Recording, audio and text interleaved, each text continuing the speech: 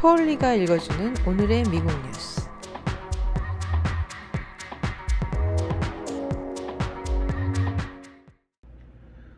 오늘 뉴욕타임즈의 일면에는 100년 전 여성 참정권 운동을 주도한 해리엣 텁맨 씨의 딸 조이스 존 씨와 손녀딸 미셸 존 씨가 함께 웃고 있는 장면을 내놓고 있습니다. 헬라인어는 Legacy of Suffrage, 참정권의 유산이라고 내놓고 있는데요. 그 suffrage이라는 단어는 참정권을 의미하고 있는 말입니다. 벌써 100년이 지났지만 아직도 할 일이 많이 남아있다라는 내용이었는데요. 수많은 여성 운동자들이 지금도 텁맨 씨가 남긴 길을 걷고 있다라는 기사였습니다.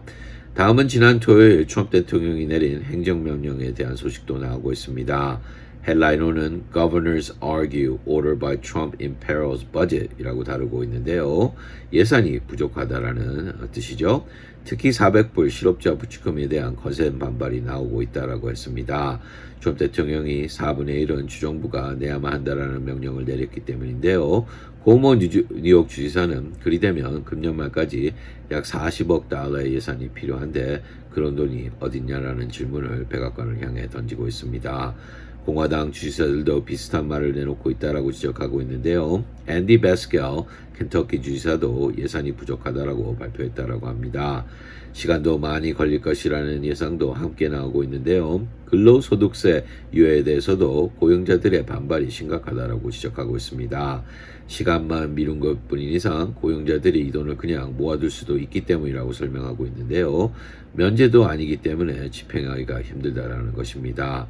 행정명령은 내리기는 쉽지만 집행하는 것은 또 다른 문제라는 기사였습니다. 다음은 시카고 다운타운 안에서 다시 약탈 사건이 터졌다라는 소식도 나오고 있습니다. Chicago staggers a new and torn building이라는 헤드라인으로 다루고 있는데요. 100여 명이 체포되었다라고 합니다. 폭동을 막기 위해 다운타운에 있는 여러 다리들을 올려야만 했다라고 하는데요. 시카고의 악스러운 총기 사건들은 조지 플로이드 사건 후 계속 더 악화되고 있다라고 설명하고 있습니다.